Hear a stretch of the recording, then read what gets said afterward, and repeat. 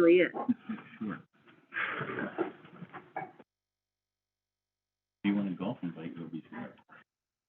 Hey, you want to play golf tomorrow? That's tomorrow. Next time. We're gonna get going here. Okay, good evening. This is, the Huntley Community School District, regular school board meeting, December 16th, is 6:02. Can we have roll call, please? Mr. Guerin.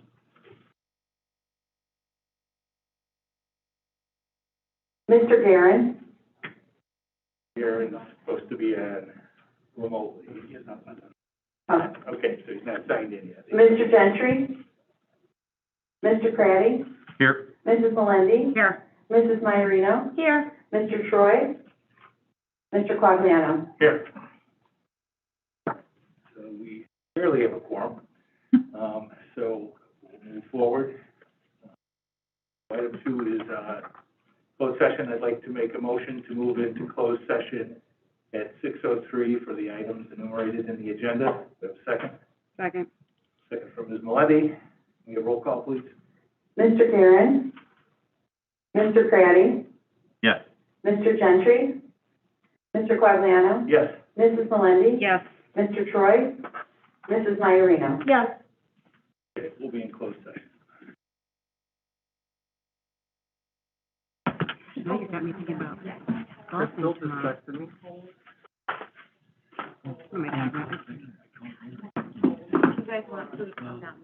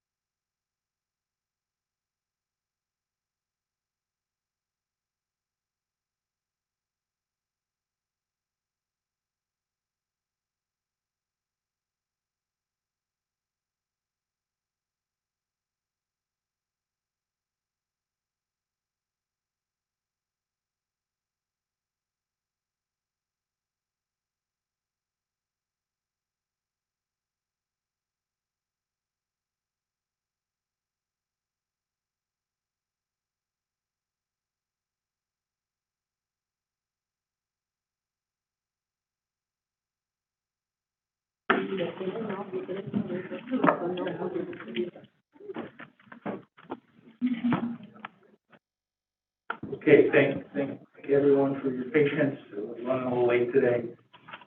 So we got to the closed session and we're resuming in public session. Can we have a roll call, please? Mr. Craddy? Here. Mrs. Melendi? Here. Mr. Gentry? Mr. Guerin? Here. Mr. Quagliano? Here. Mrs. Maiorino? Here. Mr. Troy? Here. Okay, it was 7:13, Mr. Guerin's remote. We have no action out of closed session. We'll move to item 6, which is the Pledge of Allegiance. There's some students here. All right. Great. My good friend, come on up.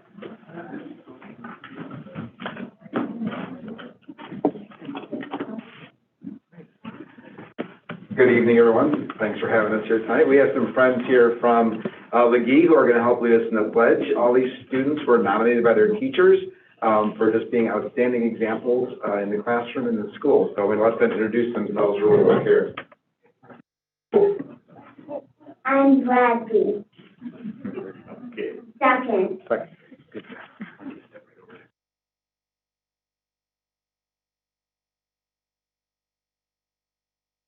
I'm Abby, and I'm in first grade.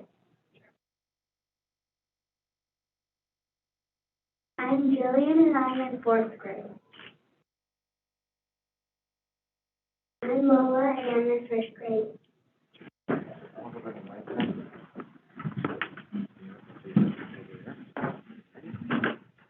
I pledge allegiance to the flag of the United States of America and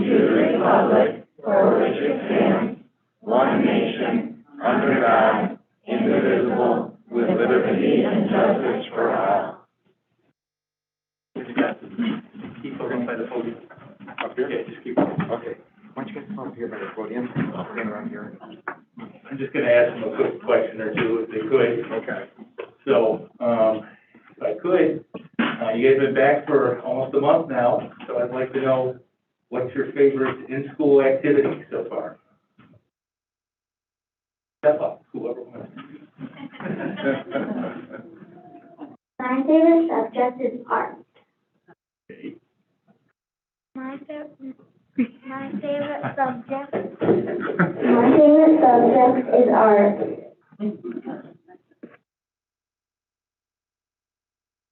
My favorite subject is explore. My favorite subject is music. A lot of arts and music going. All right. So, why don't you just tell me what your favorite home activity is?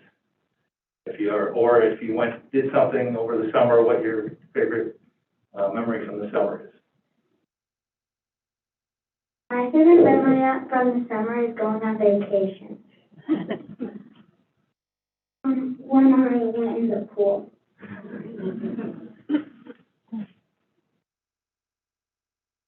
Think about it. Well, give her a second. You got a baseball player, you right? Fresh off the field. Yeah. All right, that's okay. All right, well, we thank you for coming tonight. Yeah,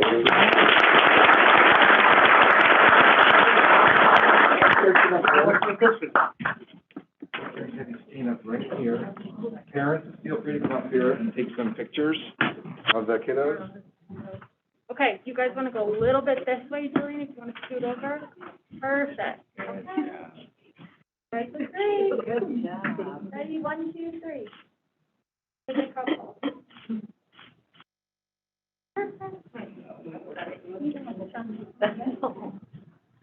Nice job, you guys.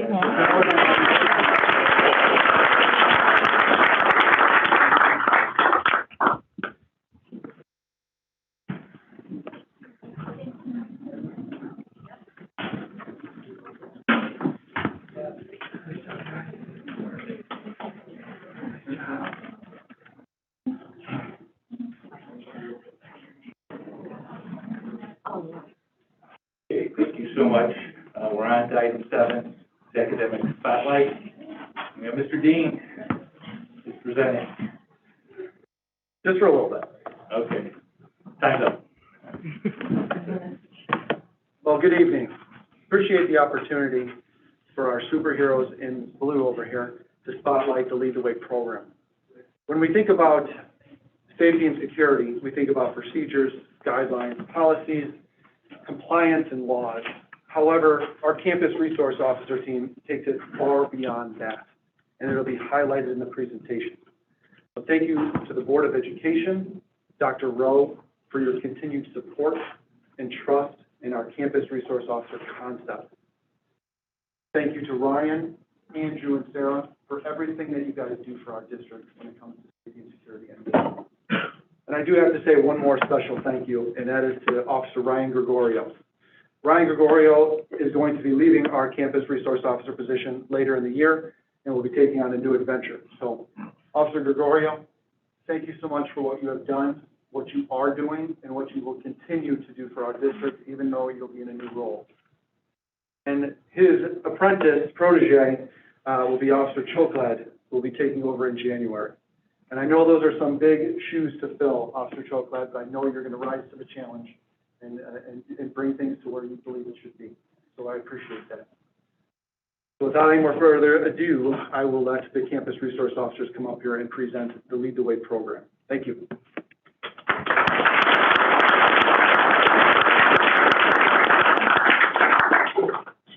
Thanks, Adam. Dr. Rowe, members of the board, good evening. Thanks for having us here. My name is Officer Ryan Gregorio. I'm the campus resource officer on the Harmony Road campus.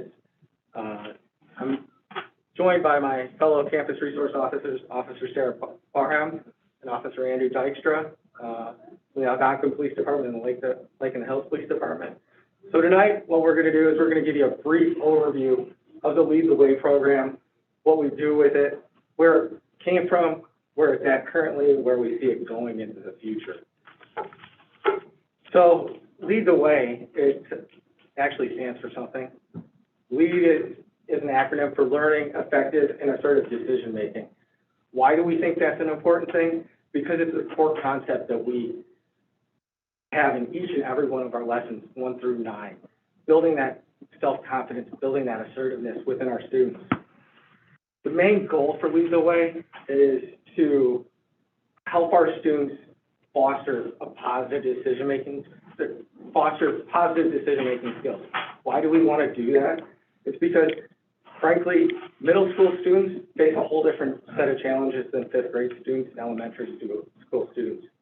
Just like middle school students going into high school will still, again, encounter different challenges, different situations. So we want to give them the opportunity to have good decision-making skills right off the bat, going from 5th to 6th grade. The primary focus of Lead the Way is to build a student's self-confidence through being assertive. A lot of our 5th grade students, when I ask, hey, who in here knows what being assertive actually means?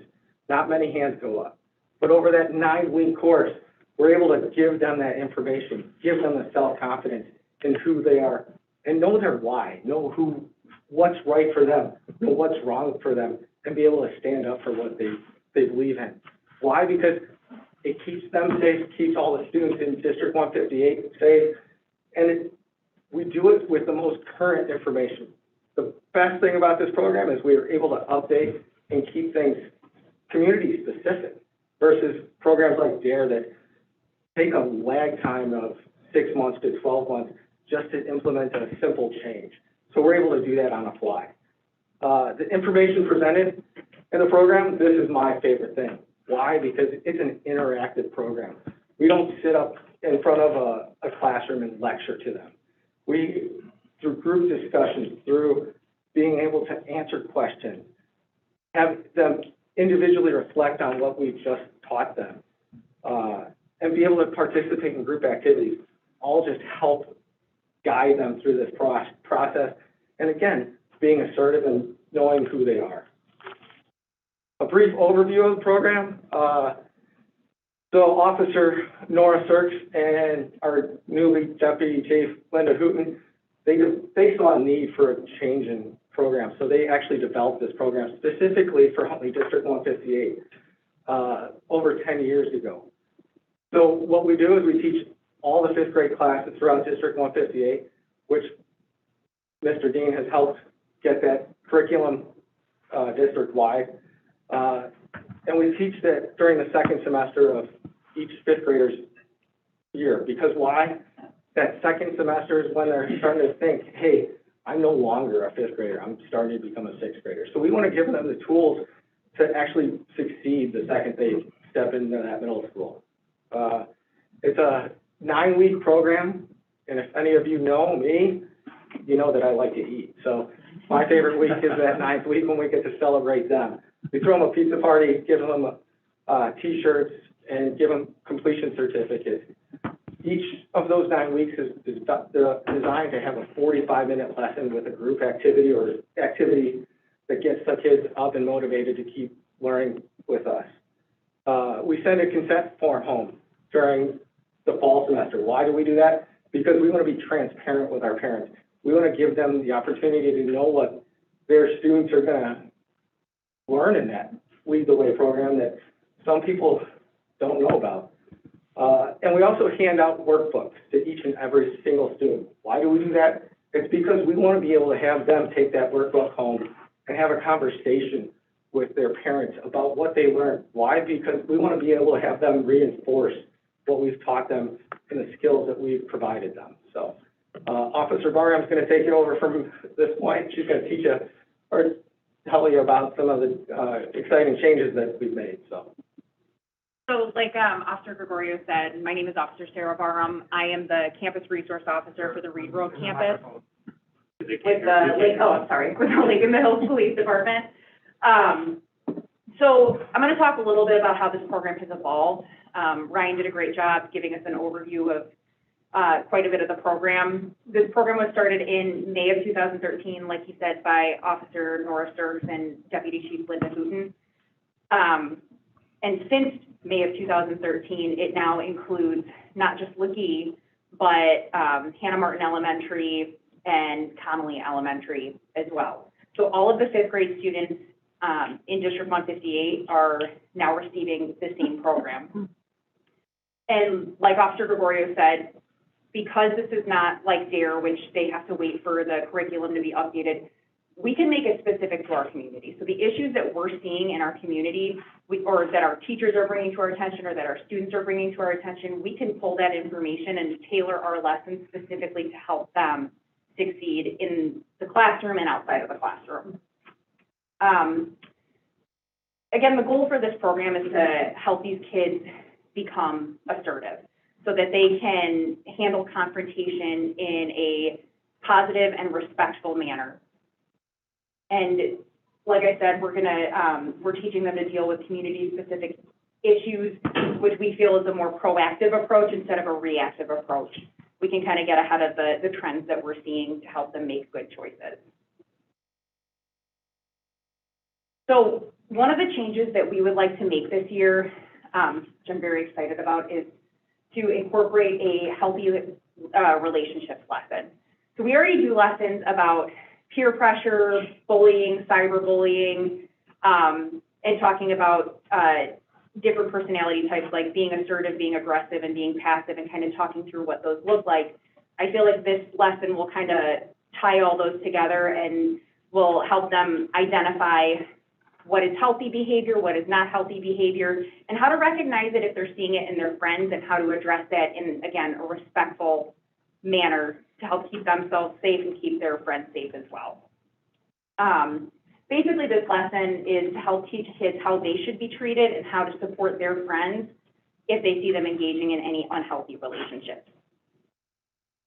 All right, I'm Officer Dykstra with the Algonquin Police Department on Square Barn Road here. So to put the new lesson in, we wanted to make some other changes. And I think it's great that we're putting in this new lesson this year because it's all about SEL. You're pushing everything in district with social emotional learning, which what we're putting in is what we're really seeing problems with. So we're focusing on that. To do that, we are combining the tobacco, vaping, and marijuana lessons. Laws have changed, and actually Huntley Police Department has been updating that in the past years when the age to purchase tobacco has changed and the legalization of marijuana for adults, of course. But just to kind of make those changes and educate the kids. We know that they see those types of things, but the issues that we're running into with the schools is a lot of that social emotional learning stuff, even in the past years. So we're changing those, doing one combined lesson, updating the law, and then the statistics too, which we need to keep up on, which is nice, unlike DARE, where we would have to wait for them to push out a whole new packet that would have to be purchased and all that stuff. I know my coworkers in Algonquin teach DARE, and that kind of came up with COVID, where they're having some issues because they couldn't teach anything because it couldn't be pushed out. So we put in new statistics and trying to educate them. The main thing we see is vaping. Why they're being targeted, our students are with the vapes. If we would have brought up vaping years ago, you know, we would have, it was just a thing we've never seen, and now it's trying to keep up with the trends of what we're seeing in the school and educate the kids what to stay away from and how it can be harmful to them. Now, next slide, the future goals. So having that growth mindset that we all have in district. Things we'd like to see done. Obviously, Officer Gregorio won't be around for some of this, and we're thinking long-term, we're dealing with a lot of the COVID stuff. But even just in the future past stuff, we're in these positions for only a couple of years. But we worked on COVID and recording lessons. It'd be nice to keep recording lessons when, you know, kids get quarantined. You never know what we're going to approach in the future, but having pre-recorded lessons, something awesome like a website through the district for Lead the Way and connecting those lessons, not just to students, but then to their parents so they can see some of that. And using our high schoolers, which is already done with our summer forum through the Huntley Police Department. The high schoolers get involved, and then it really connects the kids too. So maybe using them with some videos and lessons and teaching that the kids can connect with the students in the district, and also pages that we've talked about, the social media, push it out so the kids can like it, the parents can like it, and go from there. So we have a lot of fun stuff that we can look forward to in the future, but the main step is kind of updating, where we're at right now. So last but not least, I would like to introduce my counterpart here that's going to be taking my position in January. He's going to start shadowing me at the end of November, so Officer Kevin Chokland. Hi, I appreciate the opportunity, guys. I really look forward to it. You know, it's a good change of pace, and I think it's going to be a lot of fun. So I look forward to working with the kids and the faculty, and hopefully it's a good time. So appreciate it, guys. Questions? Go ahead. Go ahead. You guys go ahead. I'm good.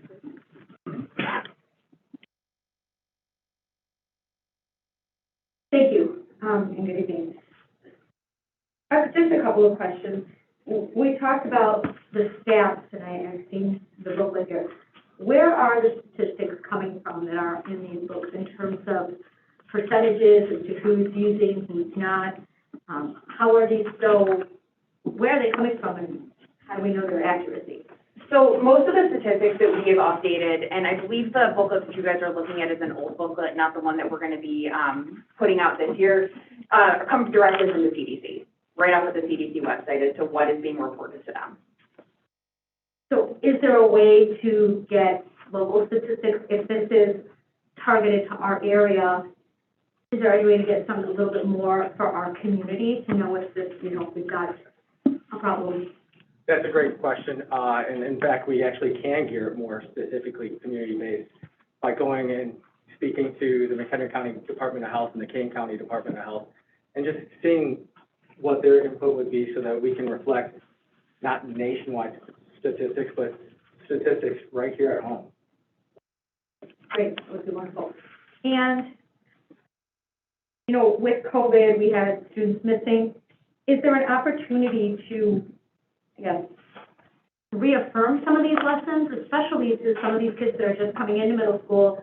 You know, they've missed, you know, maybe this in-person learning. How is this being implemented then as we go into the middle school to reaffirm these lessons? We can't just do like 9 weeks and just be like, okay, what's being done? Part of the wonderful aspect of this program is through that 9-week period, we get to build relationships with these kids. So this happens from them getting to know us, and I found, even with COVID last year, we were able to roll out a couple of videos, but the relationships that I have with the kids, they come to my office. Most of the conversations I have that kids come and talk to me about are not police related. Be it I'm having a problem with this person or this person's, and we talk through it like that. Okay. And we can tie it back to, okay, well, remember we talked about this. This is what an assertive response would look like to kind of handle those situations. So it's more of like on a case by case, like, hey, you know, I'm having trouble with this. But because we build those relationships, the kids come and talk to us about it. Okay, that's good to know. Thank you. Feel free. Sure. First, I want to say, Officer Gregorio, we're really going to miss you. Thanks. So thank you for all you've done for us, and welcome. I just have a quick question. So this program has been in place since 2013. Are we seeing measurable results versus DARE? Because DARE was just like a canned, you know, curriculum, and I feel like this is more fluid, and as you said, we can change it as we need to. But are you seeing, especially you, Officer Gregorio, I guess, because you've been here, are you seeing a measurable results in the older kids? So actually with the implementation of the CRO program throughout the district, I'm actually seeing a change in how our high schoolers are acting and their interaction with me. Why? Because they're forming positive relationships with law enforcement at a middle school level. And then when they're getting to high school, they're more apt to come communicate or ask questions when things come up, and we can help be a proactive solution to their problems versus a reactive solution to their problems. Okay. Thanks. I would love to, I love this program. I would love to see you sharing this with the other schools in McHenry County. But very nice job. Kevin, that'll be good. Somebody else's problem now, right? Yeah. Don't worry, we got this. Okay, good. Go ahead. I'm good. I'm good. You're good. Yeah, obviously, a great has a nice layer of trust, that forms, with, yourselves throughout the grade levels, being on all the different campuses. Really glad we expanded this just beyond the high school. Okay. But, so over the last 2 years, what do we think has been the biggest change that you're seeing, that you're most concerned about as it affects our kids?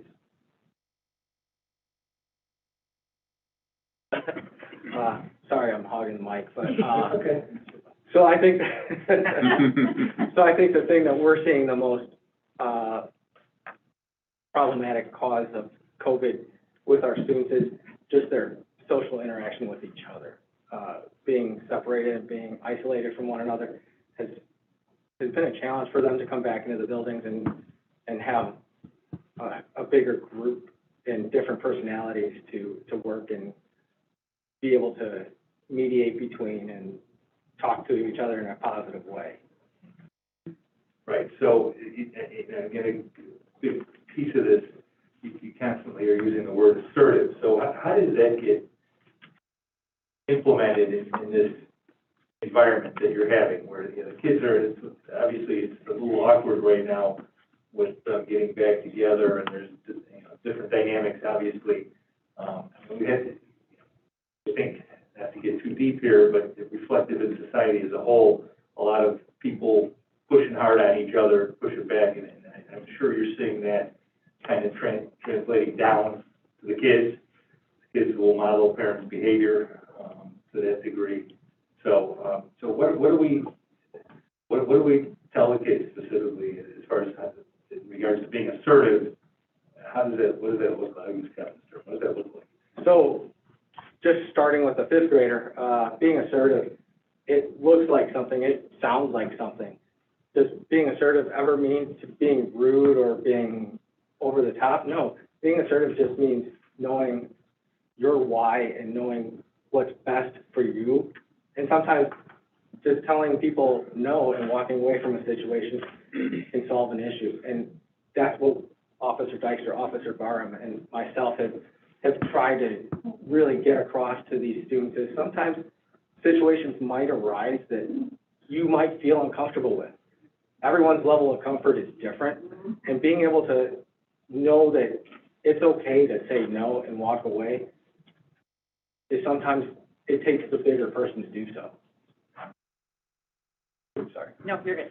And to kind of piggyback on that, it's not just like there's even just saying no and walking away. In some situations, we've got that where that's appropriate, but saying no in a respectful manner, because there's a lot of different ways to say no. But how do you do that and not completely damage the relationship?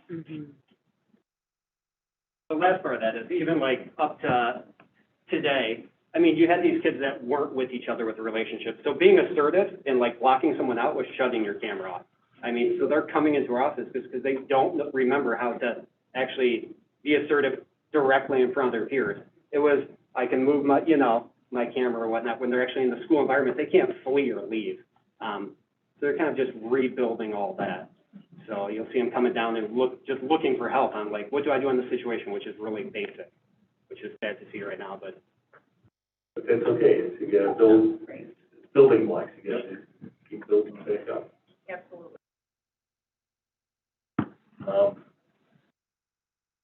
The other question I'll ask is, because I wasn't sure if it was going to be the social emotional or if it was going to be the vaping issue. So how are you? I mean, obviously I've heard, seen over the last several years. I mean, how it's a huge concern. So how are we combating that? Is it just from a health standpoint? You're explaining the dangers. I mean, what's the emphasis there? So, in partnership with Tobacco Coalition of McHenry County, through the McHenry County Department of Health, we're working on different things like Vape Educate, which is a great tool for our school administrators to implement with our students. Why? Because we want to let a student that has fallen into the marketing schemes of these vape companies to be able to have a resource to educate themselves on why it's so potentially dangerous. We're also going out into our health classes, presenting on the dangers of vapes and what they can actually do to a person's body and how dangerous they really are. I mean, so how, and just to get the, I'm sure you don't have statistically, you can't, I mean, but how effective do you think this has been over the last couple of years? Are the kids getting it, or are they just, they're kids and they're just not getting it? I think some of them are getting it, because we come at it also from not just that this is how this is bad for me, but we like Officer Gregorio brought up earlier, these scenario-based questions, like, let's look at this whole picture. Let's not just look at right now that this is a bad choice, but this is how this could impact your health. What do you want to do when you grow up? What's going to happen if, you know, we've got a lot of kids who are athletes. How is this going to impact your athletic ability with the marijuana, vaping? How's that going to impact your brain? You want to go to college, you want to be successful. I don't remember the statistic off the top of my head as to how many IQ points that can knock off, but is this permanent damages you're going to do to your brain, is that going to impact you getting to where you want to go in the future? I know Mr. Guerin's remote. Bill, did you have any questions? I don't want to forget about you. I do not, and thank you. I won't forget about you. All right. Anything further here? I do. I'm going to go back to really only doing this at the fifth grade level. I mean, I think at fifth grade, kids are still maybe innocent enough. The idea of the peer pressure may not be as real to them until they get into the middle school and high school years and really experience it. But until that point, it might just kind of be that, yep, I've got it. I've got, great relationship with my parents at home, siblings, and they may think they can handle it. And is there a way to incorporate this, a refresher, maybe in like a seventh grade? I just think a one-shot thing this is great material, and it's important. And I think to just overview it one time, it's worth more than that. It really, really is. It's to teach it again, to have it. Maybe something didn't. Well, Mr. Meyer, if I could, I don't view it as a one shot or an overview, because this, if you remember when kids get into middle school, they start our health curriculum. Yeah. And health in sixth grade, seventh grade, eighth grade, and then in ninth grade, and then throughout in physical education, the relationships that the officers talked about, those same lessons are recurring, and that from the health viewpoint, in terms of what's good for my body, with decision making in terms of making healthy choices.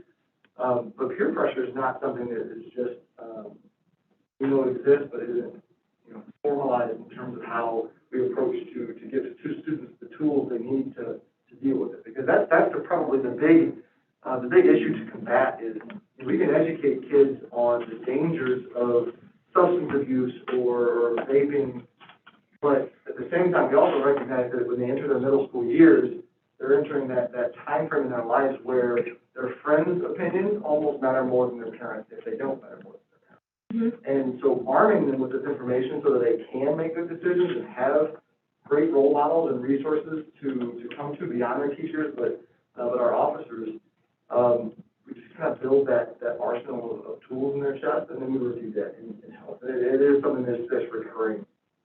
So I see what you're saying, and your point is valid, but I don't view it as an overview. It's a recurring spiral curriculum that's built in over time.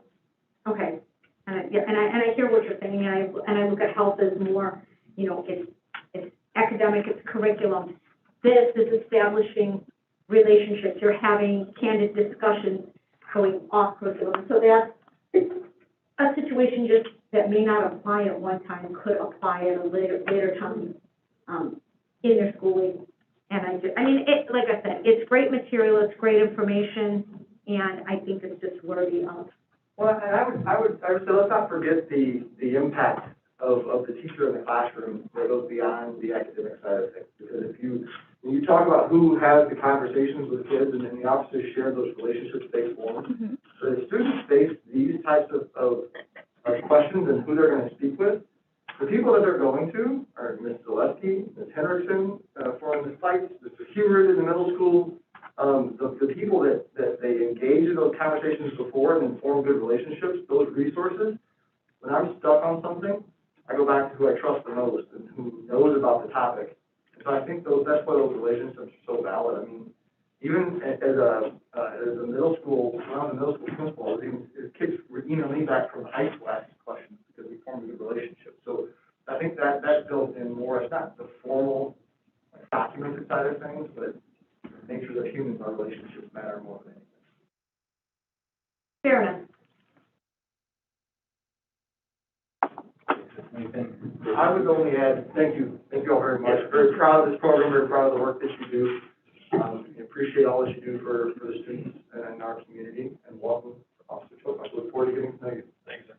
Thank you very much for being here, presenting. Yes, did you have anything further? Okay. Thank you very much. Thanks for being here.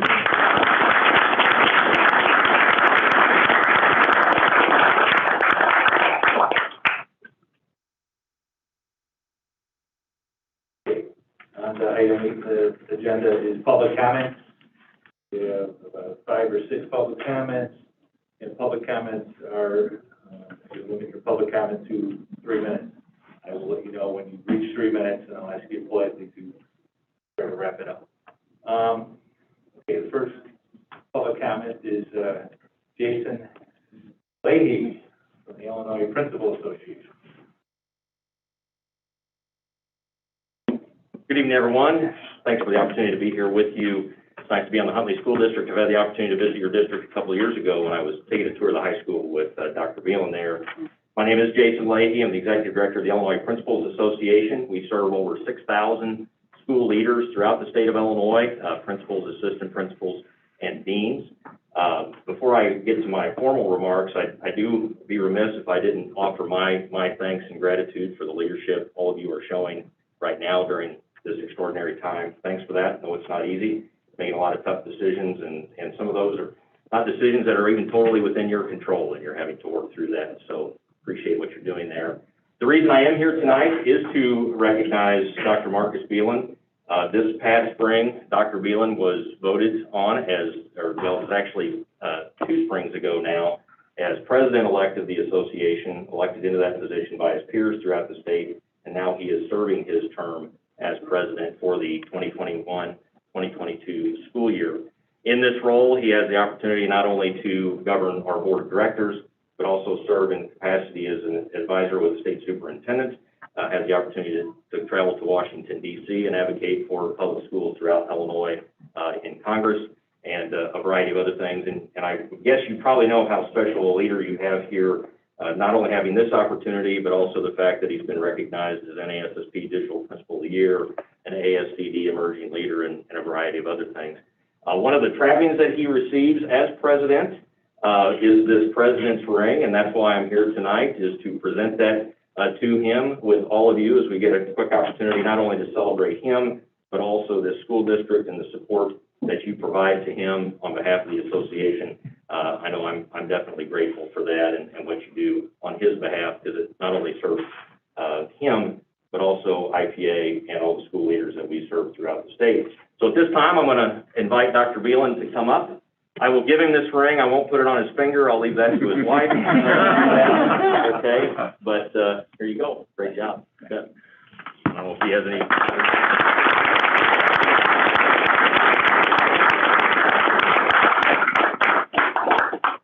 Well, first off, thank you, Dr. Leahy. It's a pleasure to serve the IPA, and I'm just excited. Our fall conference is coming up where we'll be able to come together as school leaders across the state. And this is our 50th anniversary. So this is an exciting time for the association, especially being 6,000 members strong. But first, Dr. Rowe and to the board, as well as district cabinet, just the support of allowing me to be able to do my job as principal, but to be able to serve in this capacity as well. Some people think that the time spent in the district, as well as the time spent at IPA, conflict, but we make them work, and I appreciate the organizations being able to work together for me to be able to do this. So thank you for your support. I wholeheartedly appreciate you allowing me to be able to grow and being able to do it here in Huntley. So thank you.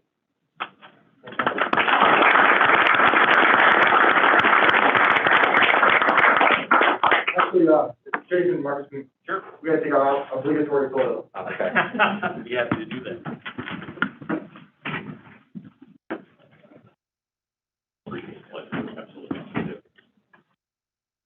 Who said how to start?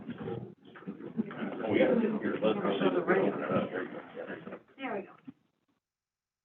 Want to separate a little in the middle so I can get a shot right between you? Perfect.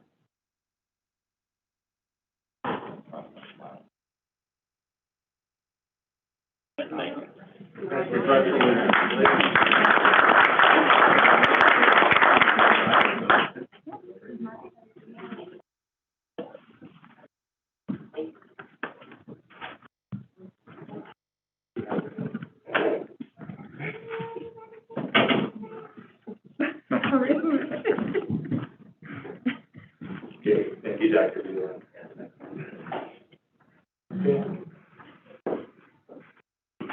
Okay, next public comment is Carrie Schumacher.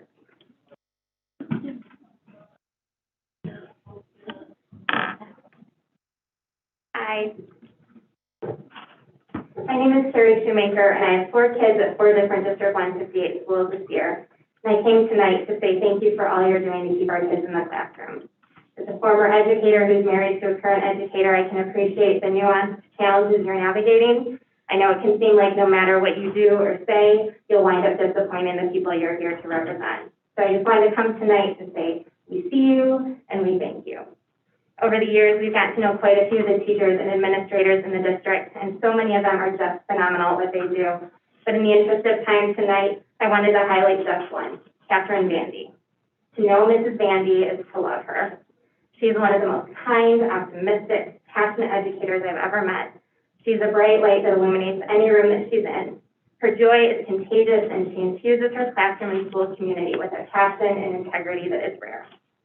2 of our kids have been blessed to be in her class, and their experiences have been nothing short of transformative. We first met Mrs. Vandy at a chance encounter at a community event just before our daughter was set to begin her remote learning journey in Mrs. Vandy's class. And on that day, and every day since, our daughter was made to feel like she was the most important person in the room by Mrs. Vandy. She has a knack for doing that with every child in her care. In a year where isolation and anonymity was the norm, Mrs. Vandy was intentional to notice and call out things in our daughter that grew her confidence and self-worth like never before. Mrs. Vandy balances the tension of being responsible for helping her students grow academically while caring for them as individuals. She sets high expectations for them, encouraging them to set lofty goals for themselves, and then she tailors her lessons to equip and empower them with what they need. But she is also intuitive about their social and emotional needs. Each time I passed my daughter's bedroom, not classroom, last year, and heard Mrs. Vandy acknowledge, affirm, and allow space for kids to process their fears and sadness around COVID, I knew our daughter would be okay. Because she was with a teacher who wasn't just teaching her about math and literacy, but someone who was modeling compassion, empathy, courage, and perseverance. Most of us can look back and quite easily acknowledge all that we've lost in the past year and a half. But if we choose another lens, it's just as easy to see the places where beauty broke through the pain, where light broke through the darkness, and where darkness was overpowered and joy overtook sorrow. Mrs. Vandy has done that for us.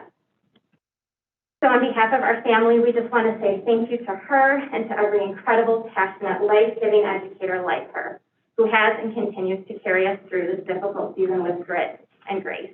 We are deeply grateful and forever changed because of it.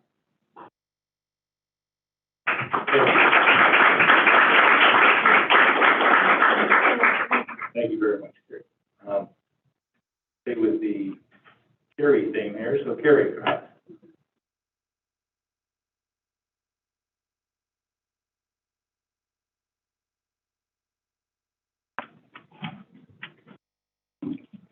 Okay, I added a couple things with the speeches that were given earlier, so I just wanted to address those. I want to speak to the comments that the friends' voices can be stronger, and what schools should encourage is speaking to the parents and involving the parents and not excluding them. Bullying starts in kindergarten, not just 5th grade, and should be addressed from the start. Also, to speak to the teen vaping problem, I wish you all luck, since we're in a time that our government closed health clubs and kept vape shops open during a pandemic. I want to thank all of the officers who were here tonight. I have the utmost respect for the law enforcement and what they face for answering the calls that other people want to avoid, and most importantly, for their specific role in our district, keeping our kids safe from real danger, while we entrust the district with our most precious gift. We blindly trusted this district for far too long, and now we are here to make sure that our kids are learning and not being groomed to follow an ideology or an extremist agenda. I am here as one of the D158 Parent Union representatives. We are parents who are advocating for our children and our community. We are working to support parents' rights and further positive change in our schools. We want the schools to teach and parents to parent. We do not want overreach in our homes and our values. We meet and attend board meetings to speak out and bring awareness to important issues happening in our district. We encourage everyone with a vested interest in this community and our children to do the same. I have a few key focus points. I personally have tried to repeatedly bring awareness to the internet safety or lack thereof on our district's Chromebooks. I personally have stood up here and advocated for awareness and change in our special education programs. We all have key issues that impact us differently, and we all have the right to be heard and have the board, the administration, and staff in the community hear us and speak up for themselves as well. With that said, we are looking forward to hearing updates on the light program location and how the internet safety warning information is coming along. Thank you.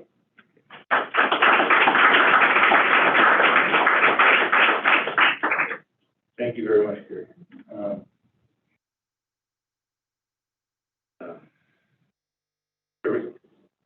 Corinne Burns.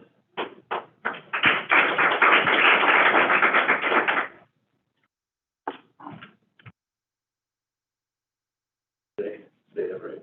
It's correct. Correct. Corinne Burns. Hello. I wanted to take the time today to address the legal quarantining of healthy kids. I just had my first grade son in quarantine for 10 days from school and 14 from the bus. A quarantine is defined as removing and isolating a child. Removing children from the classroom due to exposure while parents are contacted is not the proper process. This must be done by an order of the McHenry County Health Department. Until a parent has a signed 48-hour order, they can be in the classroom and should not be removed. This is not happening, and kids are being pulled and isolated as parents are told they must pick them up. Parents, when the school calls you and tells you to pick up your child, please keep in mind they have no legal authority to do this. The McHenry County Health Department has authority to quarantine a child for 48 hours. If after 48 hours there's no signed order by a judge, the child may return to school. The 4-page health department notice is not signed by a judge. I knew the legal process wasn't followed properly to quarantine my son, so I told the principal I was going to bring him to school. She told me he wouldn't be allowed in the classroom if I did this. Parents are being bullied into quarantining their healthy children out of fear. Again, the schools have been saying if you bring your children back before the 10 or 14-day period, they will not let them in the building or they will call the police. Field testing is a hot topic, and test to stay is largely misunderstood. Again, legally, a child doesn't need to test to stay or test to return unless there's a signed order by a judge. There have been several cases across the state in the past few weeks where the courts ruled that the schools and health departments quarantine violates the child's right to due process. Healthy children were able to return to school. Illinois truancy is defined as missing 5% or 9 days of school. The district is punishing healthy kids. Each 14-day quarantine, they miss more than 5% of the school year. The remote learning options are not satisfactory to supplement being in school. They are also harming them socially and emotionally. In the UK, Oxford University did a study that 98% of the kids in quarantine did not become sick, so they abandoned the quarantine of healthy exposed children. According to the CDC, in the years 2020 and 2021, 439 kids ages 0 to 17 died of COVID, and 56,000 died of other causes. As of yesterday, District 158 had 32 positive COVID cases, 144 students in isolation, and 192 in quarantine. How long is this truancy going to continue? The excuse that the district is violating the kids' rights because they are following orders from the health department is not acceptable. The district needs to stop wasting valuable taxpayer money and resources doing contact tracing and quarantine and allow healthy kids to attend the school. I encourage the district to follow the legal precedent and stop unlawful quarantine of healthy children. And I encourage every parent to stand up and say no and send your healthy children to school.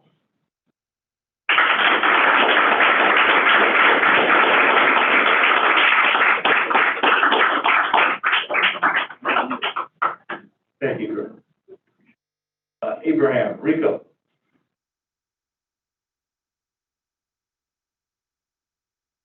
Hello, good evening. I'd first like to say thank you for providing us as parents this platform to share our concerns as parents for our children in the school district. So I have two concerns. One that just happened this week with my child who is 12 years old. He was in his classroom and he came home feeling confused because he left his classroom understanding that Christians and Islam are extremists and terrorists. And when our son came and shared that with me and my wife, I was concerned and I began to ask more questions. In the process of asking more questions, I began to dig more deep, and I even questioned myself, am I hearing this correctly? And I took it, my first step was to assume that there must have been some misunderstanding somewhere along the line. And when I asked him to be a little bit more clear, he began to describe what he saw. And what he saw was a teacher draw a tree. This was regarding 9/11, and she was describing different faiths and religions in accordance to what took place in 9/11. However, in this tree, the branches represented many different religions and backgrounds. But the teacher took it upon herself to grab a different color marker or dry erase and drew a branch, and on that branch was Islam and Christianity. And not only that, but it also described them to be as radicals, or, extremists and terrorists. So aside from me even giving him the benefit of the doubt that there may have been some understanding, that's fine. But I think the picture is very clear in black and white what it's saying.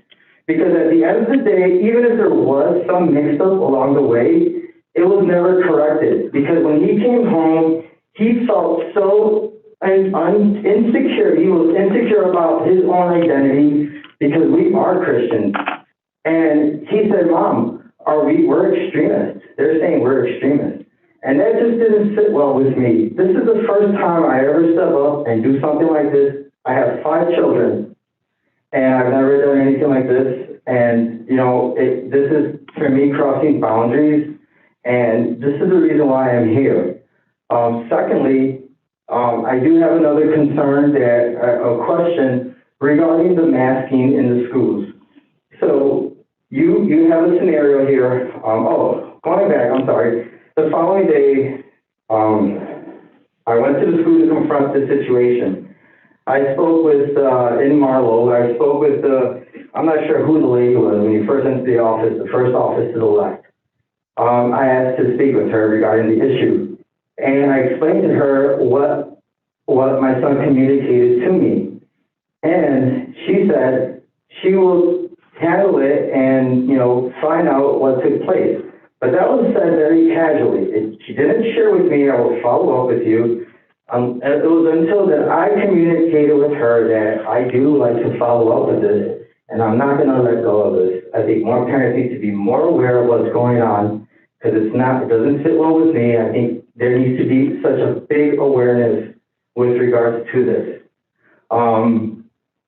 So when I shared with her that I wasn't going to let up on it, I left the school and I went to work. I received a call from her later. At that time, she called me back and described to me that some child asked a question and it kind of went into a rabbit trail. I did confront her and I said, you can say what you want to say, but I don't believe it.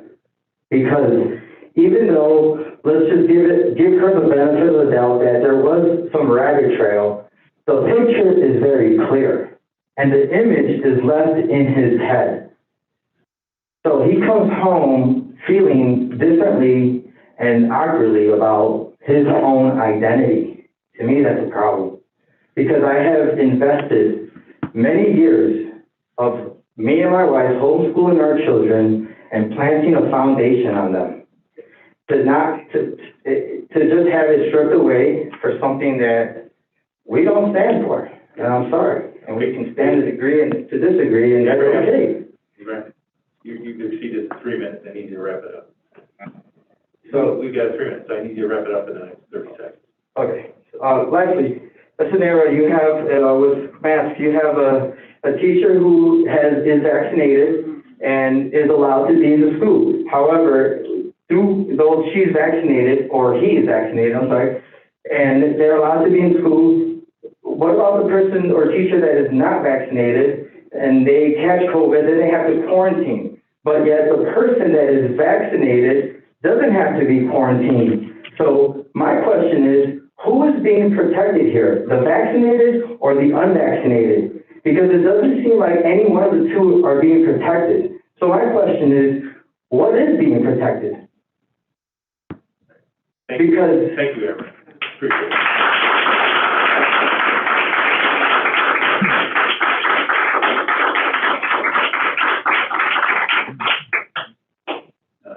Last one is Sandra Rico.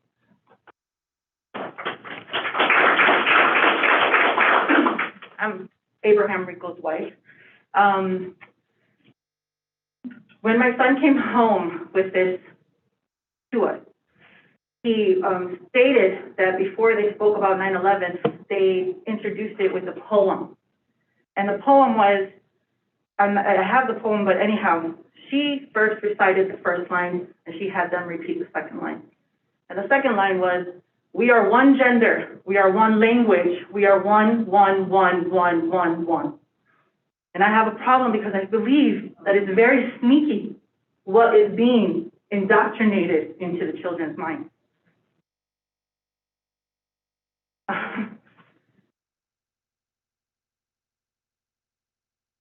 I spoke to my son, and my son questioned it.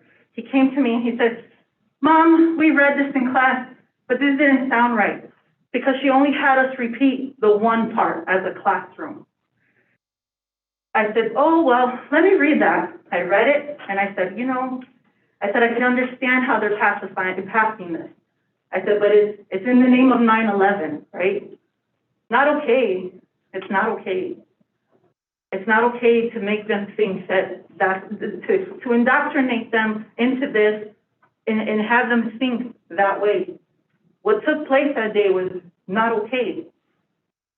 After they did this, then she went on to talk about the branches.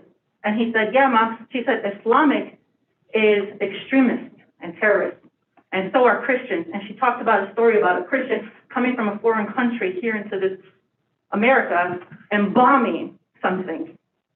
I want to know what century that was, because that's not present today. I've not seen that on the news. Have you seen a Christian come and bomb something? I don't care what denomination of Christianity, but that's not what I see, and that I'm not okay with children learning this. So today I'm asking, are parents aware of what's being taught in social studies today? Are parents aware, or are you guys just doing it without them knowing? That's unacceptable. And we were lied to. They said it was a misunderstanding. It was a rabbit trail. It's not true, because I spoke with parents that are in the same classroom, and the parents spoke with their children, and the children said, yes, this is true. So what about the Islamic kid that's sitting in the classroom? Did you think about him when you called him a terrorist or an extremist? Thank you.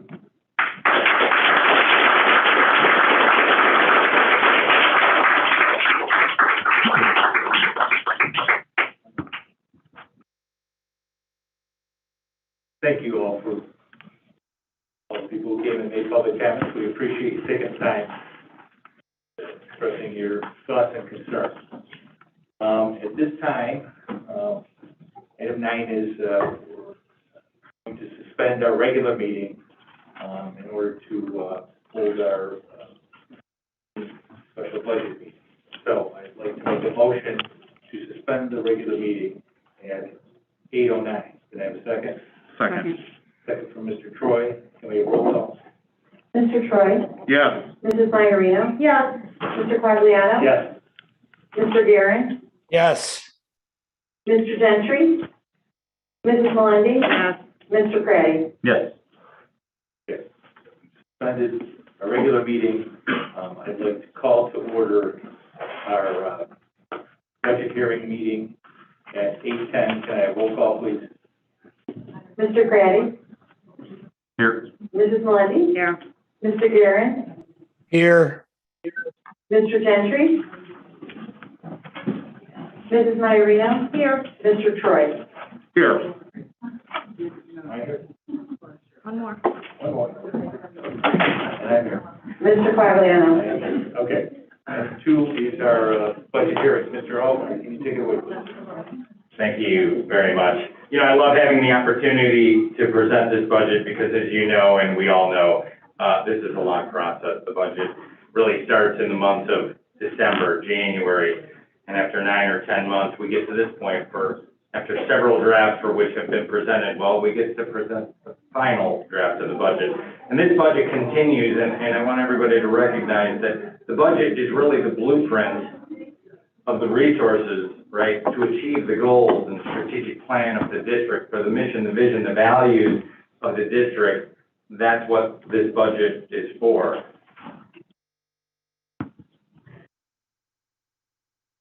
So I was going to tell a quick story, and I was going to tell a story and bring it back to the meaning of the budget, but because of time, I have to hold that story for another time. It's very good. And it's really about, and you have to remind me, it's about Pete the cat, who walked along and sings his song, and I read that book to a kindergarten class, and the message of that book is, all I'll tell you, is the message of that book is learning to walk along and sing your song. It doesn't matter what we step in. It doesn't matter what you step in, we all need to walk along and sing our song. And afterwards, I had an opportunity to talk to the kindergartners and talk about adversity and overcoming frustration and those things. And at that point in time, I recognized and I learned that, oh my God, our little kids are so resilient. And we've learned that through the pandemic, that they are actually pretty resilient, a little maybe more resilient than we thought, and a little more resilient than us. And I thought about that book, and I thought about that opportunity I had to read that story and talk about that with the students. And then I thought about the pandemic in this past year and a half, and I thought about us continuing to walk along, right, and sing our song for the students, all students always. And I thought about our teachers, because they have absolutely done that. I thought about our staff. I thought about our administration. I thought about our technology team, who was cranking it in the middle of the pandemic, our curriculum team, who was working tons and tons of overtime to figure out what to do for remote, our special ed team, our communications folks, our HR team, everybody has been working their tail off so that we can continue to walk along and sing our song. And how does that tie to the budget? Because our budget continues to do the absolute same thing. This budget continues to move us forward so that we can sing our song, the kids of the district, all students always. And let me give you a few examples, and now I'm into the budget, right? And I was going to go around the room, and I was going to point to Jessica, because Jessica oversees transportation, and we got $1 million set aside for new buses because we've got an aging bus fleet, and we have to keep our buses and our transportation in order. And hopefully those will be propane. We have technology. And Chris and his department, well, they have a lot of money, but they have $1 million set aside for new Chromebooks for students and new laptops for teachers and infrastructure upgrades. And then curriculum and instruction, we have hundreds of thousands of dollars set aside for curriculum materials, and approximately $1 million set aside for a new math adoption, needed math adoption. In special ed and ELL and SEL, we've got a lot of dollars set aside for the things that they need to do, and specifically under the ESSER 2 grant, we have $320,000 set aside for interrupted learning. I got it right. Interrupted learning and Tier 1 through Tier 3 supplies so that we can get back on track. And then with HR, we've hired numerous people and bodies so that we could do just that with interrupted learning, so that we can continue to walk along and sing our song. And then we talked about O&M a little bit. Well, O&M, we have $2 million because we do have a lot of buildings here that we need to keep up and running. And so we have $1 million set aside for roof replacement at the high school, asphalt replacement at the middle school, Marlowe Middle School, and then, of course, crack fill and seal coat throughout the whole system. We've got an increase, right? We have to cover ourselves for cleaning and the pandemic and COVID, and so we have an increase in custodial of $226,000, and we have increases in safety and security supplies and all of those different things. And why? Because we continue to walk along and singing our song, because we need to do what we have to do to protect our students and to fulfill our mission for our students. So those are just a few things that I wanted to share. I didn't tell the whole story. There's a lot more, but I shared a little bit. Hopefully you get my point. So within your board packet, you have a very large document. Very large document, as it always is. 158 pages, was Yeah. that coincidental? Yeah, and I only made 4 copies here because operational efficiency reigns the day. So if you would like a bound copy, I will be glad to make you one. So just let me know, shoot me an email. I do have a few copies that I could share tonight. Tonight, because I have presented the budget on several occasions, I will cover the budget at a very high level, yet touch upon a few of the details. I've already touched upon several. I'll note material modifications from the last draft. I'll talk about budget assumptions, just so that we don't forget some of those budget assumptions that are in the budget that you're looking at. And then we'll end with fluctuations and variances versus prior year's budget, and then we'll touch upon a few other key points. At a very high level, the operating revenues are $113.4 million, with operating expenditures at $114.45 million, resulting in an operating deficit of $974,000. As discussed at the last board meeting, the operating deficit is driven by reduced registration fees of $700,000, which is reflecting the board-approved 50% reduction in school year registration fees, school year 22 registration fees. And again, we're utilizing last year's operating surplus to make that happen for our parents. In addition, there was a $473,000 reduction in the state transportation reimbursement. So the revenues coming in for state transportation this year are expected to be approximately $473,000 less because, well, we spent less money last year, and that, as a result, that reimbursement went down. So this year's deficit of $974,000 is simply a timing difference tied to last year's operating surplus, and that's how I would look at it. Material modifications from the last draft you saw, the display draft, which was approximately 1 month ago. The most material item, well, we've already talked about, and that was reducing the transportation state revenue by $473,000. The FY22, the budget that you have in front of you, reflects the following material assumptions. CPI is locked and loaded for the 2021 levy. The 2021 levy is right around the corner. In 2-3 months, we'll be presenting you with that levy. And that CPI is locked at 1.4%. New construction, on the other hand, well, we're still in calendar year 2021, is estimated at $10 million. Last year, it was $13 million, so we feel pretty good and conservative about the $10 million. We won't have a final number on new construction until February or March of next year. For the FY22 budget, state funding reflects the annual hold harmless under the evidence-based funding model and increases revenue by $675,000. That was a big win that happened during the year when the governor decided to give that $350 million back to education statewide, which for us yields approximately $675,000. And for all the other state categorical funding grants, meaning everything excluding transportation, they're relatively flat with the FY21 budget, and we are expecting to receive all 4 categorical payments from the state. On the expenditure assumption side, salaries reflect, well, the district's all of our collective bargaining agreements, right? Non-union reflects TESPA, collective bargaining agreements. Health insurance is budgeted to a 5% trended increase as we've seen over the last few years. We also have $3 million set aside for capital expenditures, which I've touched upon already, $1 million for the buses, and $2 million within operations and maintenance. From a summary standpoint, big picture, let's talk about revenues and expenditures. Revenues versus 21's budget increased approximately $2.6 million, driven by, now there's a lot of different items here, and they're all very material. So I'll talk about the increases first. An increase in levy dollars of $2.1 million, increase in state funding, $675,000, an increase in federal revenues, this is a big one, $2.36 million. Federal revenues went up from 3% to 6% of the overall budget. Why?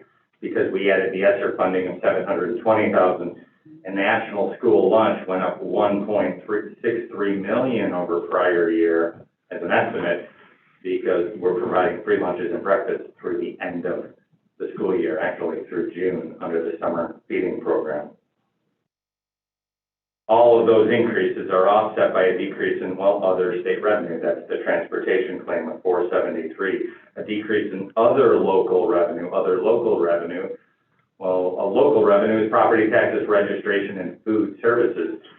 So you could probably guess other local is decreasing, or that one line item aside from property taxes is decreasing by 2.1 because of the $700,000 in registration fees, and then 1.4 million in food services, the money we collect from the kids. We're not collecting that money from the kids, right? We're receiving it via the National School Lunch program. Operating expenditures are budgeted to increase $4.2 million versus last year's budget, primarily driven by the increase in salaries and benefits. Of the $4.2 million, $3.7 million is salaries and benefits, and it's broken down as follows. HEA HESPA non-union salary increases plus some additional headcount approximates $2.4 million of that $3.7, and then benefits increased $1.3 million. The $1.3 million is broken out as approximately $500,000 in health insurance. That's $5 million. Right? We expend approximately $10 million a year in health insurance. So a $500,000 increase in health insurance, as well as an increase in TRS, board paid TRS, and then a small portion for payroll taxes. So that portion is $725,000. And then in purchase services and supplies and materials, we had a few $100,000 increase here or there for various things that you have in your budget packet that I would be happy to address. But the main increase in operating expenses was driven by salaries and benefits. Other interesting points to know, right? Property taxes at this point in time, from an operating standpoint, represent 61% of the district's operational funding. State revenues are at 29% of the overall operational funding. Federal funding is up from 3% to 6%, which I talked about. Salaries and benefits at this point in time are at 77% of our total operating expenditures, with purchase services and supplies both hovering around 9%. And lastly, the district's budgeted debt obligation for FY22 is $11.2 million, which is approximately 3.5% as part of our debt restructuring plan, 3.5% higher than in prior year. As part of your memo, I also note continued unknowns and risks, and there's always risks with the budget. The two big ones are the health insurance, right? We have some large claims come through the pipeline that have vastly changed that line item. And then lastly, there could be additional operational needs related to the pandemic. Yeah, that's me knocking on wood that doesn't happen, but that is a possibility. And thus, as a result of everything today, the FY22 budget reflects a very solid budget, a very tight budget, I will add, an operating deficit of approximately $974,000. And with that, administration recommends to the Board of Education tonight to approve the FY22 budget at the next meeting, which is this meeting tonight, by the way. I'd be happy to answer any questions. All right, you enumerated the material changes. Follow that. We discussed that most of these at the whole meeting. There are additional changes from the committee as a whole. I mean, you stated those. Does anybody have any questions for Mr. Olmeyer concerning the budget?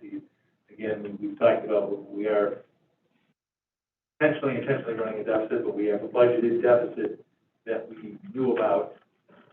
We knew at least the registration fee diminishment that would have at least a $700,000 impact. We knew we had favorability to last year's budget that would absorb some of this.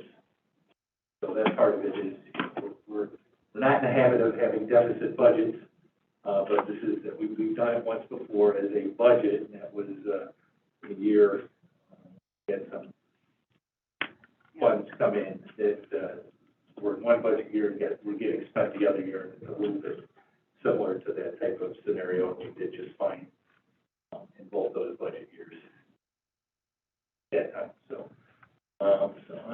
I'm in a good place on where we're at here.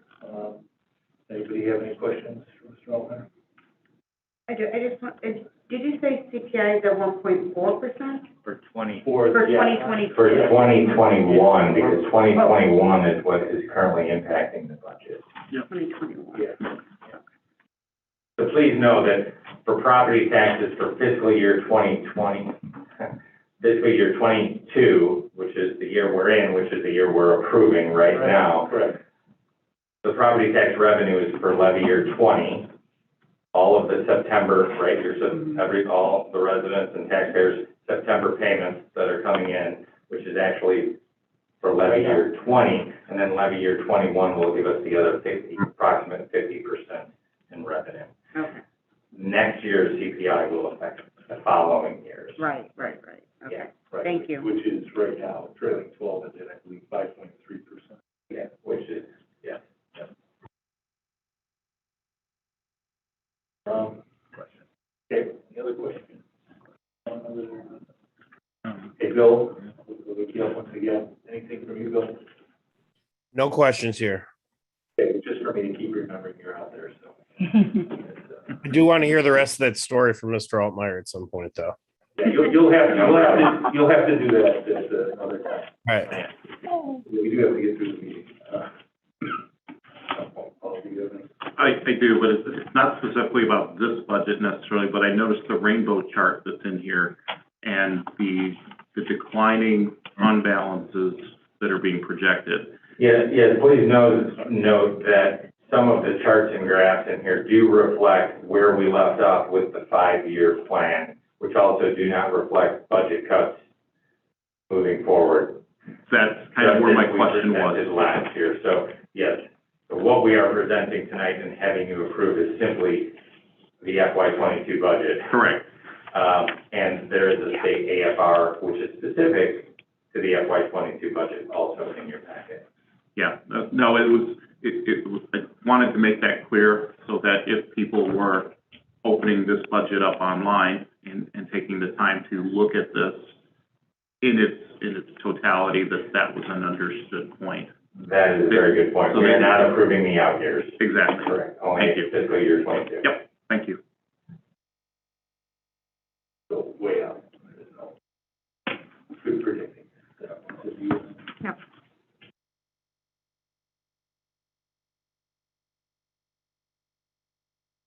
Dr. Rowe, you good?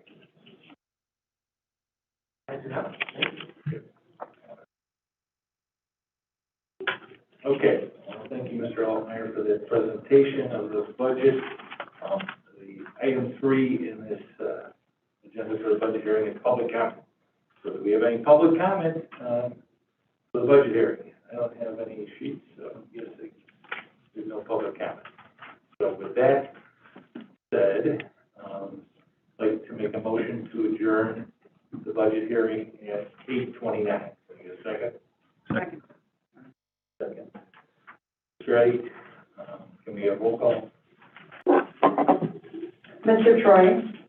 Yes? Mrs. Minorino? Yes. Mr. Quagliano? Yes. Mr. Gentry? Mr. Gammon? Yes. Mr. Craddy? Yes. Mrs. Malinsky? Yes. Okay. The hearing is adjourned. We're back to resuming our regular meeting. So I'll make a motion to resume the regular meeting at 8:29. Second. Second. I don't think you have. You probably don't, but No. we're going to do it. Just do the roll call. Roll call. Mr. Craddy? Here. Mrs. Valenti, Here. Mr. Garrett, Here. Mr. Gentry, Mr. Quagliano, Here. Mrs. Maiorino. Here. Mr. Troy. I am here. Item 11 is revision and adoption of the agenda. Okay, so Ms. Lombard, do you have a report?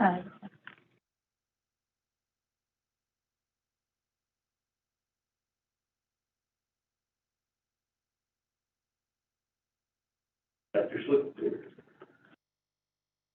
I'll go with the no. Castillo is not going to have a report. Riddle, not going to have a report. Mr. Altmeyer, you have anything? Nothing. Report-wise? Jared, do you have anything? I do not. Kaczynski? No, sir, not tonight. Any other items to remove from the agenda? So I'll make a motion to approve the agenda, the removal of items 12, 13, 14, 15, 16, 17, and 18. I have a second. Second. Second from Mr. Troy. Can we have roll call on that? To approve it. Mr. Grady, Yes. Mrs. Valenti, Yes. Mr. Gentry, Mr. Garrett, Yes. Mr. Quagliano, Yes. Mrs. Maiorino. Yes. Mr. Troy. Yes. Okay. Moving on to the agenda, item 19, we have our community relations and student outreach. So we have our freedom of information request listed. Any questions concerning them?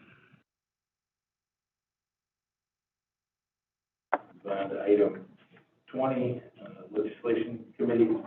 Mr. Creddy, I don't know if you have any kind of updates for us.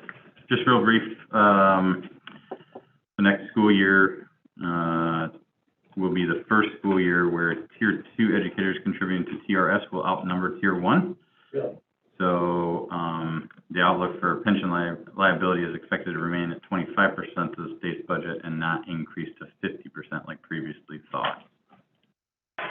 Veto session will be the last 2 weeks of October. Should be somewhat interesting as there's no bills the governor has vetoed that need to be addressed. Speculation that the legislators may seek to address COVID-related items to strengthen the governor's executive orders may be the theme, but it still remains unknown. Anything else? The only bill to pay attention to is the HB 2789. It's a new version of HB 4135, and it gives ISBE the authority following an investigation to sanction school districts and individual licenses as educators, or licenses of the educators leading districts, public and private, if the district does not adhere to ISBE guidelines. This bill also allows the state superintendent to force schools to shift to a remote setting. If you want to add anything to that one? The only thing that I would add to it is that the concern obviously is one that is about local control. And we've always advocated for our departments to have local control. It's not a concern for us how this bill would necessarily impact us because we follow the guidelines of IBPH, our local departments, as well as ISB. However, we're making decisions about the status of in-person or not in-person or how we respond to things. That's always preferred to be local. So that's the only concern. Yeah, there was another one that it, I don't know if it's really worth going into a ton of detail, but there was one about a sexual harassment. And if a teacher, it's concerning because the bill does one of if a teacher is accused of grooming or inappropriate acts with a student, they're automatically placed on a list they cannot get off of. And what's challenging about the bill is not that a teacher shouldn't be on that list, but they're not afforded the due process rights before, like, to determine that they're going to be on the list before they're proven guilty or innocent, and they can't get off of the list. So if in no way, shape, or form, if someone does something the unthinkable with a student or treats a student that way, they should face the harshest of punishments. However, everyone deserves their due process rights, and I hate to see a teacher's career ruined over an accusation that doesn't have to be proven. So that's a concern that IASA brought up today in one of our meetings that they continue to pursue and negotiate. Otherwise, great job, Mr. President. Okay, moving on to 21, Policy Committee, Ms. Moreno. Thank you, Mr. Gray. Yes, 21.1, we have a second reading of a policy package. Dr. Rowe? As Ms. Marios has said, the second reading is something that's nothing really different. Again, as a reminder, the only real change through footnotes and legal updates, the only real change pertains to the ability to conduct school meetings like Mr. Guerra is doing tonight, where he has to be remote and he can contribute to that quorum. So that's the only real change, but it's a second reading. Are there any questions from anyone? Okay, now I'll turn it back over to you, Dr. Rowe, for your superintendent report. All right, thank you. Should be fairly brief this evening. I wanted to give you an update on an intention that, that my team has been working on here to hold 4 community engagement sessions throughout the school year. And we intend to host these meetings in a similar fashion to how we did the strategic planning process. And our intention with this, with these engagement sessions, will be focused on our strategic planning progress to discuss, present what we've been doing, present the progress we're making towards those goals, and then hold tabletop discussions on the progress that we're making, parent perceptions and feedback around the direction that we're heading.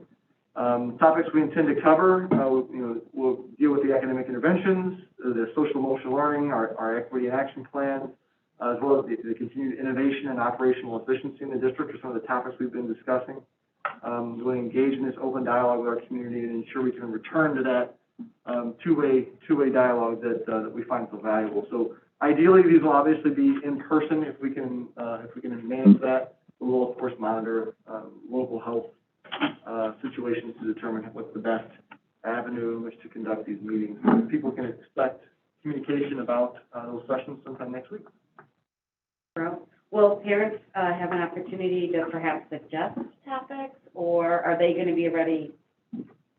Well, our intention is to follow the strategic plan and the progress along with that plan. However, it is a feedback session. So if there are topics that parents are interested in discussing, there is definitely an avenue for that feedback to pop up, and we can address it at one of the later events or just have a conversation with that parent. But they're going to be interactive. That is the intention, yeah. The design is a brief presentation of 15 minutes or less, and then a dedicated period of time with one of our cabinet members at each table to kind of facilitate conversation and participate in the conversation, answer questions, and then engage in that feedback of understanding of how we're progressing. So that way we can provide you with, and of course you'd be welcome to attend, but provide you with feedback from the community as to how things are going. And then the only other comment I wanted to make this evening is surrounding quarantines. We had a commenter this evening talk about quarantines as a topic that is being discussed in every single school across the country. And I wanted to acknowledge the frustrations that our families are feeling swirling around quarantines. I also want to say publicly that we are just as frustrated with the whole process of quarantine, the fact that this has to be occurring the way that it is. We want nothing more than for our students to be in school and not have to quarantine. For these reasons, we built our entire return to school plan around the test to stay option, because we finally have the resources available to us to know if a close contact is actually developing symptoms or not. And it's been extremely challenging for us and frustrating that we haven't been able to use those in every situation. Our quarantines are almost exclusively coming from the bus and the cafeteria, where we can't maintain that 3 feet of separation on the bus, and masks are off for 15 minutes if you're within 6 feet. We've made adjustments at the elementary level to spread our students out, to reduce that at the elementary level, but at the secondary level, it's simply not possible to be 6 feet apart due to the size of our building. And on the buses, it's simply not possible to transport our students to school and be more than 3 feet apart. like a classroom setting and have those layered mitigations. And the health department has taken the stance, while we're in high transmission, they are not allowing a test-to-stay option, for the bus, because of the distance. When you're shoulder to shoulder with someone, they're not allowing that. So I guess my purpose is just to share publicly, we're just as frustrated. The conversations are happening across the country. And I do have to comment on the fact that the commenter that spoke this evening shared some information that we don't believe to be accurate, and that the quarantining process, the health department has the authority to quarantine. They are the authority who actually is quarantining students. We're carrying out that quarantine on their behalf as a cooperative partner. And they have actually issued those 48-hour mandates if a family is refusing to quarantine. And what happens is the school district then not only has the responsibility and the obligation, but also has the administrative backing of state school code to, once that 48-hour quarantine is issued, to exclude a student from school. That's the line that is drawn with the State Board of Education. But as educators and people, it's the last thing we want to do. And I just hope that that our community understands that this is not an enjoyable practice for us. It's one that we feel we have to follow in doing what's right for the greater good of how our health department and state board and state health department are kind of directing. But just for clarity purposes, it is in school code and that administrative code that the authority does allow the school district to then uphold that quarantine and disallow students from attending. Not just something we're deciding that we're going to do because we want to be a good partner with the health department. But it's an unenjoyable part of the job, that is for sure. That is all. Unless there are questions.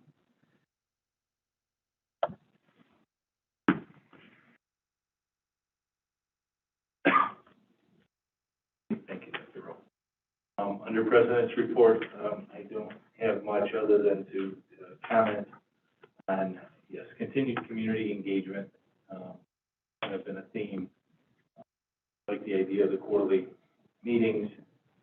You've had some meetings with small groups and are planning some meetings with groups. I think they're very important.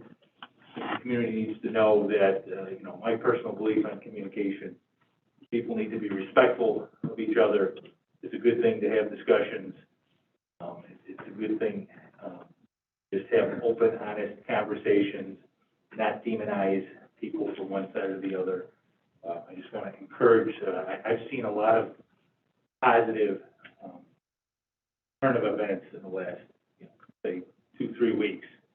That makes me more encouraged than what I was several months ago when people would just come to board meetings and start screaming at people without actions weren't even being taken at a time. There wouldn't be things even being discussed at that meeting, and there's criticisms of things that weren't actually even happening. So just the idea of being able to communicate in this day and age, just openly and honestly, with respect for each other's opinions, I want to see that continue along the lines of our community, and I applaud the efforts your team has gone through to try and accomplish that. So let's keep moving forward in that positive direction. On to item 24, the agenda. Are there any items on the consent agenda that anybody needs removed? Okay. We'll make a motion to approve the consent agenda as listed. Do I have a second? Second. Second from Ms. Iannarino. We have roll call. Mr. Troy? Yes. Mr. Grady? Yes. Mrs. Melendi? Yes. Mr. Darren? Yes. Mr. Gentry? Mr. Quagliano? Yes. Mrs. Iannarino? Yes. That passes. 25 action items. 5.1, data analyst, secondary job description. Mr. User. Yeah, this is a job description for a data analyst over at the high school in an effort to relieve some of the Power School scheduling off of our administrators. We're looking to put that and some other data collection at the high school into an individual role. We feel that, some of our admin, and while that schedule is very important, we feel that we can free up some of their time to get involved in other areas of the building over there, where this is just tying them down right now. And we're hoping, to be able to fill this position fairly soon, get the person off to Power School University. That's a thing. And Power School University is a thing. So we have an expert over there managing that schedule and the other data that comes through Power School as a big lift, and a position that we've been looking at for quite a time now. So that's just the job description as we move forward to try to fill that.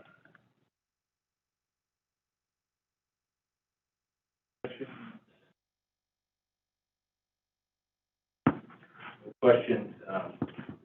I'll make a motion to approve the data analyst secondary job description as presented. Second. Second. Vandy, roll call. Mr. Guerin?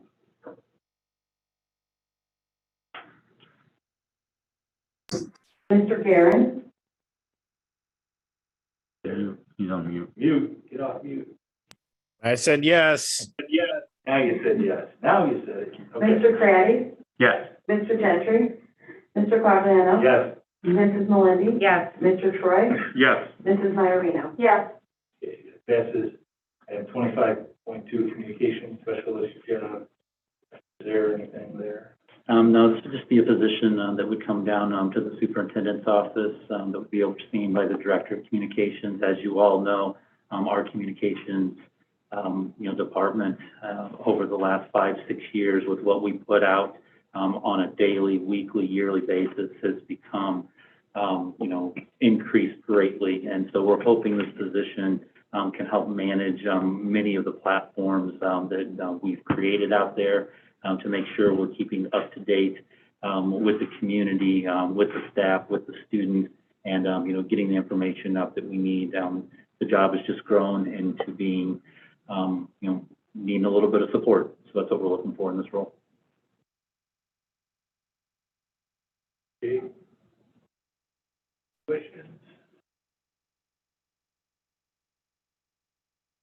Okay.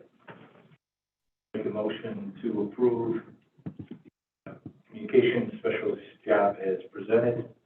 Second. Second. Ready? Roll call, please. Mr. Troy? Yes. Mrs. Maiorino? Yes. Mr. Quagliano? Yes. Mr. Gentry? Mr. Guerin? Yes. Mrs. Melendi? Yes. Mr. Craddy? Yes. Passes. 25.3, the HESPA memorandum of understanding on the medical review stipend. Yeah, this is to add a stipend of $3.50. We have school certified nurses, and we have registered nurses. Our school certified nurses belong to HEA, our registered nurses to HESPA. Our school certified nurses through their school certification can conduct these medical reviews. Our registered nurses have to take a couple extra classes to be able to do this. We had a school nurse leave us last year. She resigned, and we were unable to fill that. So the building where we were unable to fill that, we actually have a nurse who is able to conduct these medical reviews. These medical reviews are done at IEP meetings as part of every IEP meeting, so it's an essential component to the IEP meeting. So this additional stipend for a nurse who would be carrying that out would be added into their pay.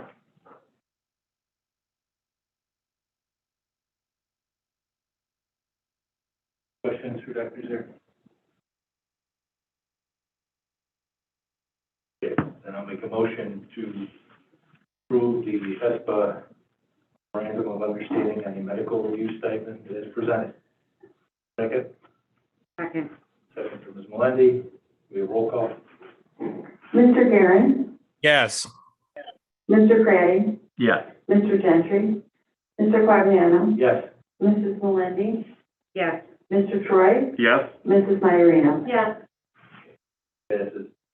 Item 25.4 is the strategic planning measures. Dr. Rowe. Thank you, Mr. Quagliano. So at last, the meeting 2 weeks ago, we presented the short-term measures.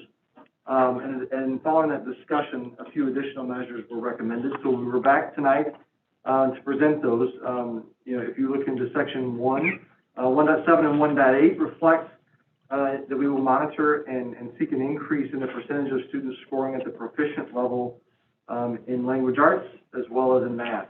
So basically, we will increase the percentage of students that are meeting the state's benchmark for meeting and exceeding that proficient level, which it kind of falls in line with what we had done before, but it tracks the conversation that Mr. Gentry brought up about ensuring that progression, not just meeting the projected growth, but as a whole, we're raising the entire achievement level of the students. The conversation that we did have a couple weeks ago as a refresher was an interest in comparing our progress to the progress of some of the benchmark districts. We discussed this at length and didn't feel as if that was appropriate in the measure, but we would most certainly include that in our data presentation that we give each fall, just so that you can see that comparison to those districts. Any questions about that particular measure?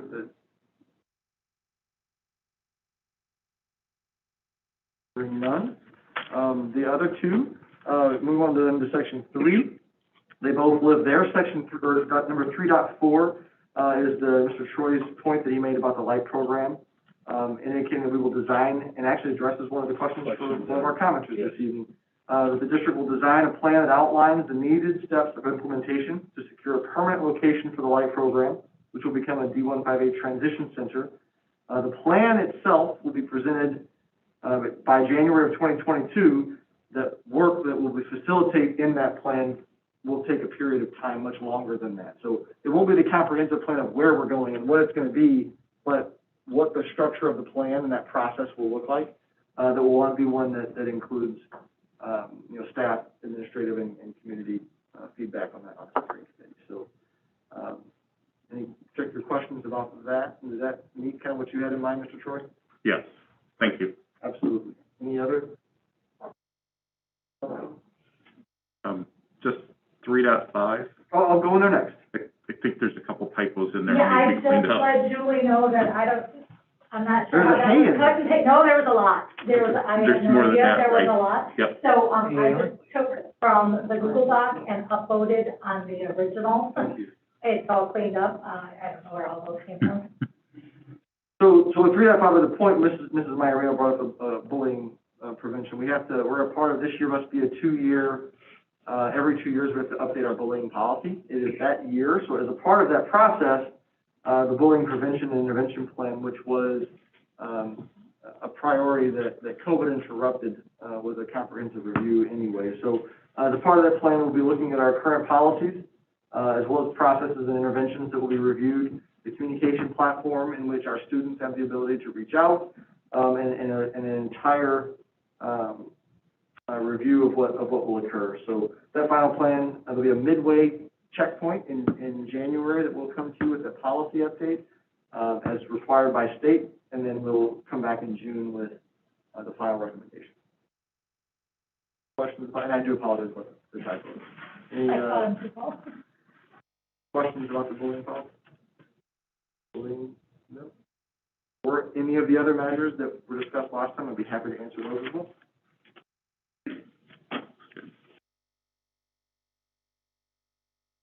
Thank you. The steering committee for The steering committee for the LIGHT program, will that involve members from the community as well, or will this be a cabinet, committee? I'll let Dr. Del Castillo talk about that. Yes, the plan is to have our first meeting in October, and the committee will be composed by parents, by staff members, administrators, and also by students. Awesome. That's excellent. Thank you. Thank you.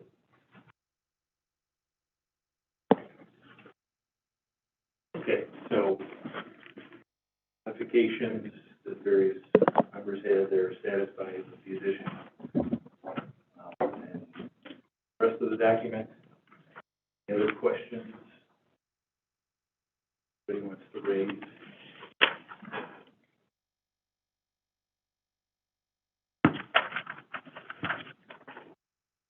If nobody has any further questions or concerns on the strategic planning measures, then I'll make a motion to approve the strategic planning measures as presented with the typos fixed. I kind of like that. I'll reload it, upload it after the. Okay, with the, like you said, typos fixed. Have a second. Second. Second from Ms. Majorino. A roll call. Mr. Quagliano? Yes. Mr. Guerin? Yes. Mr. Gentry? Mr. Craddy? Yes. Mrs. Melendi? Yes. Mr. Troy? Yes. Mrs. Majorino? Yes.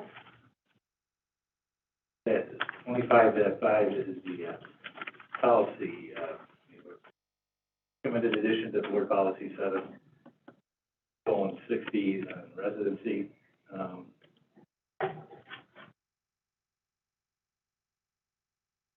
Who wants to comment? Yeah, this is a return of the policy adjustment that we talked about 2 weeks ago at the community meeting, with the adjustment of changing the time period to 45 days, reflecting the purpose of the board. That's the only change in policy.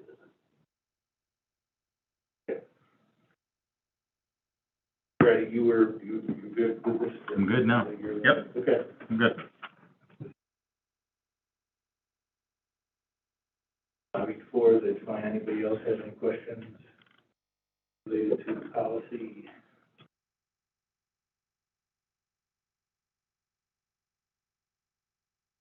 And we've made the decision, we're gonna go ahead, policy, we usually have multiple readings. This one, we're going forward, we're just approving it in one reading, right?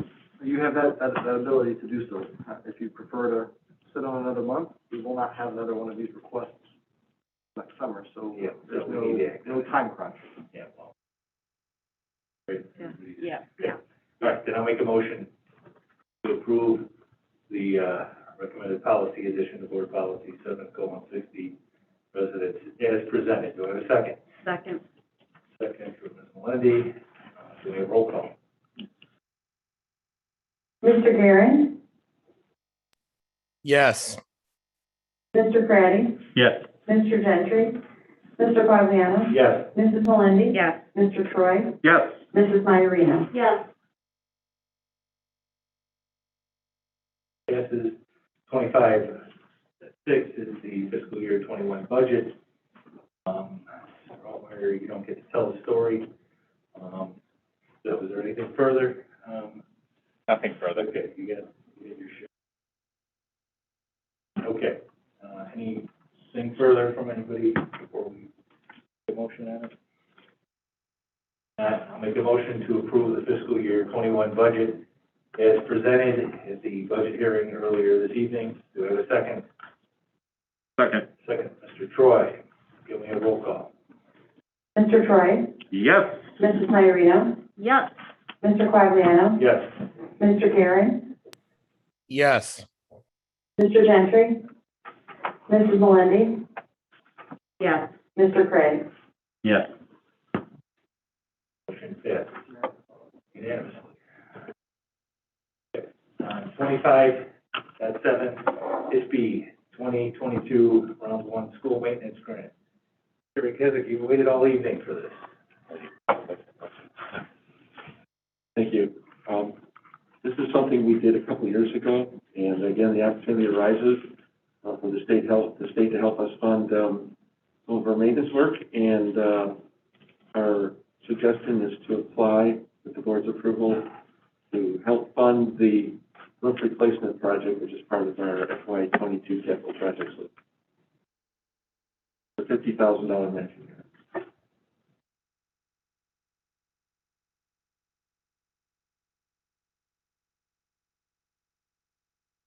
You can't see anything, that.